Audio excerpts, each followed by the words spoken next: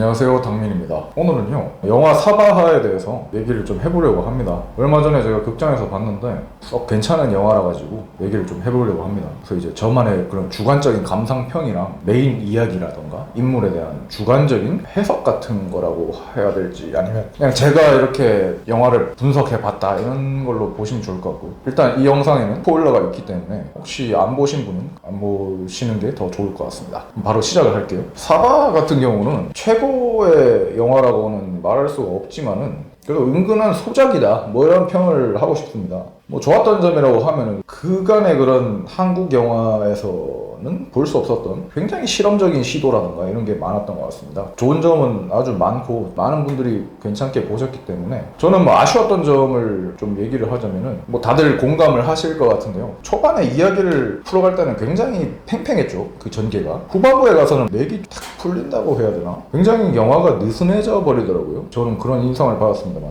저는 그 시점이 이 영화에서 아주 흥미를 자아내는 존재라고 할 수 있는 그것이라는 게 있었죠. 쌍둥이 언니인데 이게 형태가 완전히 공개가 돼버리면서 뭔가 그 이후로는 서사적으로 맥이 탁 빠지는 기분이 들더라고요. 이런 스토리나 뭐 이런 전개 자체라든가 이런 거는 괜찮았는데 좀 더 그것에 대한 묘사가 생각보다 강렬하지 않아가지고 좀 그 점이 아쉬웠습니다. 왜냐하면 미장센 같은 게 초반에는 굉장한 흡입력을 가졌는데 갈수록 그 쌍둥이 언니의 정체가 막 보여지고 나니까 더 이상 후킹이 없는 거죠. 그래가지고 저는 사실 끝까지 서스펜스를 유지하려는 장치 같은 거랑 장재현 감독님이 좀 더 설치를 해놨으면 어떨까 하는 그런 생각은 잠깐 했는데, 아니면 뭐 쌍둥이 언니의 모습을 좀 더 악독하고 무섭게 좀 더 미스터리하게 연출했으면 어땠을까 하는 그런 개인적인 아쉬움이 있었고요. 근데 뭐 전반적으로는 괜찮은 영화였습니다. 마무리가 약간 급하게 마무리한 느낌은 없잖아 있었는데 그래도 저는 상당히 괜찮게 봤는데, 근데 영화를 보고 나가는데 사람들이 했던 말이 좀 인상적이었는데, 아니 그래서 어쩌라는 거냐 이 말을 하더라고요. 사람들이 끝난 거야 이러면서, 뭐야 이게 이러더라고요 사람들이. 이 말을 하면서 막 가더라고요. 그래가지고 그걸 딱 들으니까 좀 웃겼는데, 저도 처음에는 이거 뭐지, 이거 뭐 너무 급 마무리를 하는 거 아닌가 이런 생각을 했는데, 계속 집에 와서 생각을 해보고 뭔가 다각도로 해석을 해보니까 굉장히 이게 입체적인 영화라는 생각이 들더라고요. 다각도로 해석이 가능한 영화라는 게 굉장히 흥미로웠고요. 그럼 이제 저의 굉장히 주관적인 영화의 해석이랄까요, 떡밥 같은 걸 제가 나름대로 좀 해석을 하려고 하는데, 이게 뭐 100% 맞는 게 아닙니다. 그냥 저의 정말 주관적인 생각이고, 영화를 보다가 좀 기억이 잘 안 나서 설명하는 게 틀릴 수도 있는데 그런 점 좀 참고해 주시고요. 그래도 제가 최대한 확실하게 하려고 했으니까 한번 이걸 감안하고 들어주시면 좋을 것 같습니다. 이 영화는 이제 전체적인 주제를 던지죠. 뭐냐면은 이 신이라는 게 과연 어떤 존재인가, 실제로 존재하는 건지 아니면 뭐가 옳고 그른 건지 막 이런 뭔가 본원적인 물음이랄까요, 그게 굉장히 큰 화두이자 주제라고 저는 보고 있는데, 아무튼 이런 큰 주제가 여기에 있고 그 밑에 이 주제를 떠받드는 4개의 축이랄까, 기둥이 있다고 저는 봤는데, 이 기둥을 바탕으로 영화가 진행이 되는 거죠.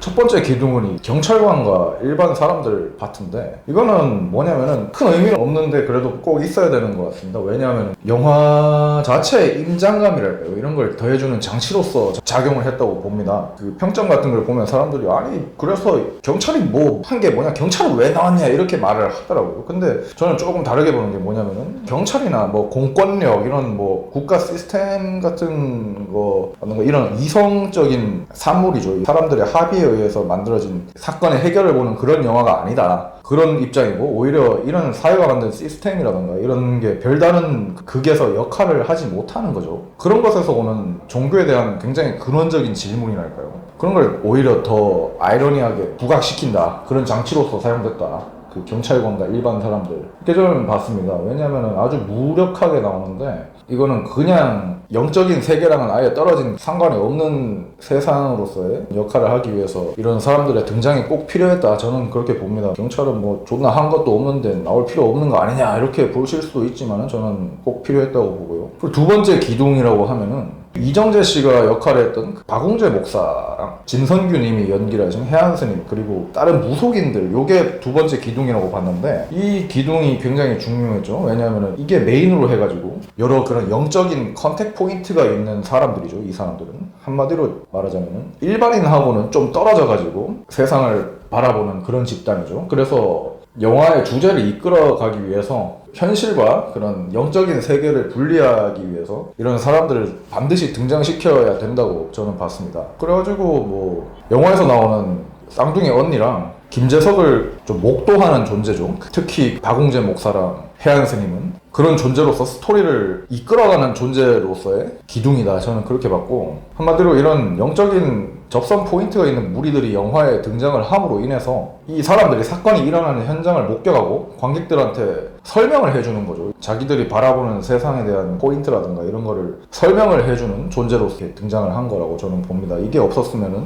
영화가 굉장히 이해가 불가능했을 것 같고요. 그래가지고 그러면서 동시에 질문도 던지는 그런 화자로서의 기능을 했다. 저는 그런 장치로서 무속인들이 등장하는 게 필요했다 이렇게 보고 있고요. 또 이게 너무 영적이라든가 뭔가 세상이랑 속세랑 동떨어져 있다는 그런 느낌을 안 주기 위해서 굉장히 여러 세속적인 장치들을 감독님이 깔아놨더라고요. 예를 들면 좋은 차를 탄다든지 무속인들이 아니면 뭐 명품을 입는다든지 박웅재 목사가 뭐 이런 여러 가지 막 재밌는 그런 블랙 코미디적인 요소들을 넣어가지고 너무 영적인 것과 현실 세계의 간극을 메꿔주고 있었습니다. 현명한 장치였다 저는 그렇게 보고 있고 또 박 목사랑 해안 스님의 그 둘의 케미라고 할까요? 그런 조합으로 인해 가지고 현대 한국에서 사실 제일 가장 규모가 큰 종교가 불교와 기독교지 않습니까? 불교랑 기독교를 대표하는 사람들이 이 종교에 대한 근원적인 질문을 던지고 파헤치는 거죠. 그러면서 기능을 하는 건데 아주 훌륭한 장치였다 이렇게 보고 사실 뭐 평가 같은 걸 보면 아니 이정재 목사가 뭘 했냐 이 양반은 도대체 왜 나왔냐 뭐 이렇게 감상평이 있으시는데 저는 또 이것도 좀 제 생각은 다른데요. 왜냐하면은 목사라는 사람이 등장함으로써 사이비적인 현상이라던가 이런 걸 검증받은 그러니까 메인스트림이죠. 한마디로 메인스트림인 그런 기독교와 불교를 대표하는 목사와 스님이 나타남으로 인해 가지고 그 주류 종교계의 입장에서 뭔가 무리 없이 이 사건을 해석을 하면서 파헤치는 권한을 좀 부여받은 장치였다 이 둘이.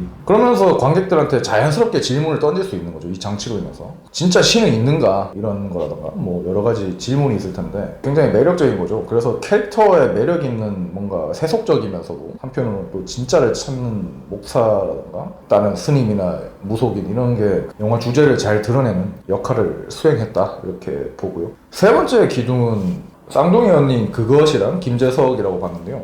굉장히 중요한 포인트죠. 뭔가 영화의 스토리를 이끌어가는 핵심 축이라고 저는 생각을 하는데 메인 주제라고 할 수 있는 신이 진짜 과연 존재하는 것인가 종교라는 것 자체에 뭔가 큰 모순이 있는 게 아닌가 뭐 이런 메인 테마랄까요. 거대한 화두를 던지는 거죠. 그래서 제가 지금까지 말한 4개의 기둥이 있다 했는데 이 세 번째 기둥이 제가 볼 때는 감독님께서 굉장히 제일 공을 많이 들인 장치가 아닌가 이렇게 생각을 하고 그게 메인 이야기니까 이건 굉장히 비유적인 게 많아가지고 여기서 이제 떡밥이 다 나오는 거죠. 해석의 여지가 굉장히 많더라고요. 이렇게 보면 또 이렇게 보이고 저렇게 보면 또 저렇게 보이는 부분이 많았는데 그런 캐릭터들이기 때문에 이게 관객들에게 그동안은 맛보지 못했던 그런 장르적인 쾌감까지 선사하는 유종의 미를 거뒀다 그런 재미가 있었다. 실험적인 영화라고 표현한 게 이런 면에서 그런 표현을 제가 썼고 그리고 마지막 네 번째 기둥은 나한입니다. 나한 같은 경우는 세 번째 기둥이랑도 굉장히 밀접한 관계가 있지만은 저는 감독님의 의도인지는 모르겠는데 여러 장치들이랑 저의 그 개인적인 사견으로 미뤄봤을 때 이 나한의 스토리는 따로 다뤄야 된다. 이거는 메인 이야기에서 좀 따로 나한의 이야기도 따로 있다. 이렇게 저는 봤거든요. 왜냐하면은 나한 캐릭터 자체도 굉장히 상징성이 있는 인물인 거죠. 그래서 결과적으로 저는 나한은 성부를 했다. 이렇게 생각이 되고요. 아무튼 뭐 이런 4개의 기둥이랑 지붕이라 할 수 있는 큰 주제가 이렇게 잘 짜여져가지고 하나의 조합이 잘 된 웰메이드 영화라고 저는 생각이 되더라고요. 근데 아쉬운 점이라고 하면은 이 좋은 자재는 정말 좋았어요. 이 건축물도 모양도 괜찮았고 그랬는데 이 마감 작업에서 서스펜스를 강화했어야 되지 않았나 그랬으면 더 좋았지 않을까 하는 생각이 들더라고요. 이게 후반부로 갈수록 좀 서스펜스의 탄력이랄까 이런 게 많이 떨어지는 느낌이 있어가지고 끝까지 몰아치는 느낌이 없었어요. 그래서 영화 자체의 분위기를 휘몰아치지는 못했고 그럴만한 임팩트를 주기에는 후달렸다 이렇게 보입니다. 약간 좀 흐지부지되고 급마무리된 것 같아가지고 아쉽습니다. 그것만 좀 됐어도 진짜 역대급이 나올 수 있었는데 이런 생각이 들더라고요. 후반부의 미장센이라던가 뭐 연출 같은 거를 좀 더 공을 더 들여가지고 비슷한 느낌의 그런 곡성 같은 영화라던가 뭐 서스펜스의 최고라고 할 수 있는 뭐 마터스 같은 철학적인 화두를 던지는 영화처럼 뭔가 좀 더 강하게 좀 더 세게 갔어도 좋지 않나 이런 생각이 계속 들었어요. 저는 그래서 약간 그 부분이 좀 아쉬웠고 근데 이 초반에 몰입감이라던가 휘몰아치는 거라던가 뭐 이 전체적인 영화 자체의 그런 던지는 메시지나 이런 거는 굉장히 훌륭했다고 저는 개인적으로 생각을 합니다. 기둥과 지붕 이런 걸 설명을 했고 이제 디테일하게 들어가자면 해석을 좀 더 해볼게요. 나한에 대해서 제가 나한이 성부를 했다고 얘기를 했는데 이거에 대해서 저만의 얘기를 드리자면은 저는 이 영화에서 아까 말씀드렸듯이 스토리가 두 개라고 보는데 하나는 쌍둥이 언니 그것이랑 김재석을 축으로 하는 굉장히 큰 뿌리 같은 이야기고 또 한 개는 이 서브로 나한의 개인적인 스토리라고 봤거든요. 결과적으로 보면은 이 나한이라는 존재는 성부를 했다 뭐 이렇게 해석이 개인적으로 됐습니다. 왜냐하면 이런 힌트 같은 거를 제가 볼 때 제 입장에서 볼 때는 감독님이 영화 중간중간에 굉장히 많이 뿌려놨더라고요. 이거를 얘기하기 전에 불교에 대해서 조금 얘기를 하자면은 고대 불교에서는 이 미륵이라는 존재가 있죠. 미륵이라는 게 여러 가지 형태로 나타나요. 존재로 나타나는데 이게 미륵이 사람뿐만 아니라 뭐 미물이나 동물로도 나타나고 사람으로도 나타나는데 아무튼 어떤 형태로든 나타나가지고 이런 아직 깨닫지 못한 그런 사람이라던가 깨달음을 주는 존재를 미륵이라고 하죠. 깨달음을 못 받은 존재는 어떤 신념에 사로잡힌 사람일 수도 있고 나쁜 사람일 수도 있고 기도를 열심히 하는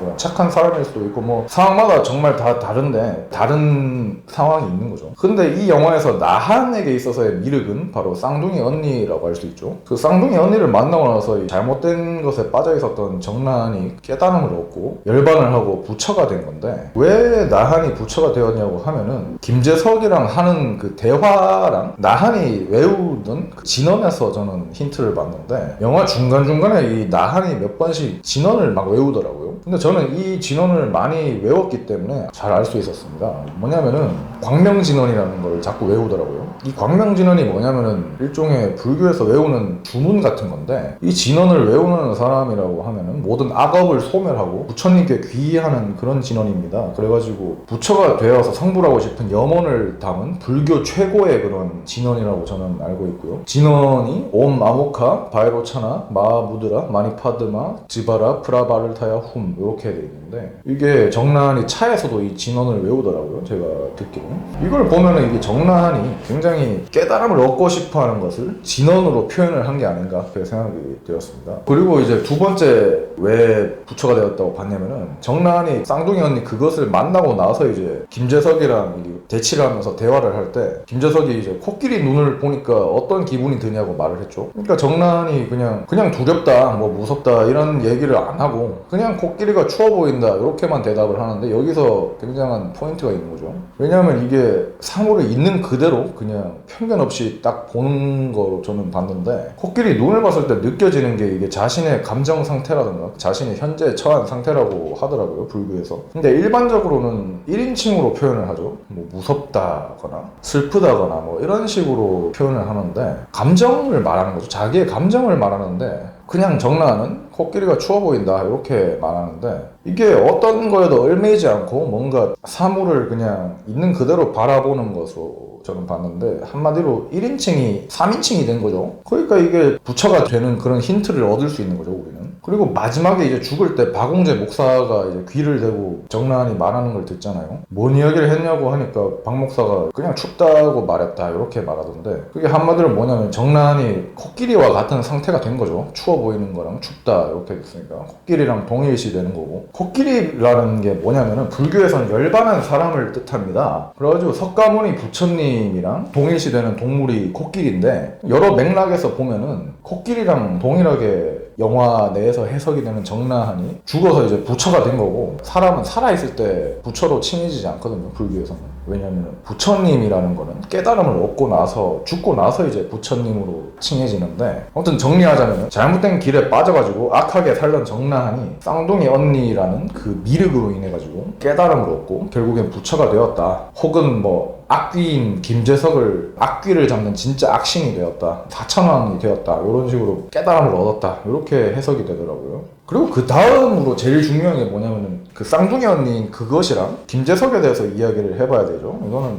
무조건 나와야 되는 얘기인데, 이거는 저는 불교의 연기서를 보여주면서 이게 감독이 종교에 대한 믿음이 이게 과연 옳은 것인지 이런 거에 대한 거대한 화두를 관객에게 탁 던지는 거라고 생각을 합니다. 왜냐하면 김재석 같은 경우는 마지막에 이 영생이라는 그 욕망이 있잖아요. 이거를 떨치지 못해가지고 아직까지도 미완성인 미륵의 단계였던 거죠. 아직 완성되지 않은 깨닫는 자였던 거죠. 왜냐하면 이 불교나 밀교, 뭐 도교 같은 거를 보시면은 윤회의 고리를 끊는 게 이게 불교의 목표고요. 죽음으로써 이제 이루어지는데, 왜냐하면 해탈을 하고 이제 열반에 들면은 더 이상 윤회를 하지 않습니다. 그런데 이게 다시 태어나지 않는 거죠, 한마디로. 그런 세계관이 있지만 거기서 보면은 고대 중국의 밀교라든가 뭐 선도 같은 수행 같은 거를 하는 사람들이 많습니다. 그런 걸 공부하시다 보면은 해탈하기 바로 직전에 이게 불로불사의 몸이 되는 단계가 있다고 합니다, 이 세계관에서는. 그러니까 뭐 그게 진짜고 아니고를 떠나서. 그래가지고 이거를 궁극적인 목표로 하는 밀교도 있는 거죠. 종교로 따지면 이게 정통파는 아니고 서브로 갈라져 나온 은밀하게 자기들끼리 이렇게 재석을 한 종파다, 뭐 이렇게 보시면 되는데, 아무튼 이런 세계관을 바탕으로 해서 보면은 김재석 같은 경우는 아직 완전한 해탈에 이르진 못했고, 불로불사라고 할까요? 그 도교에서 선도 이런 데서 보면 신선이 되는 거를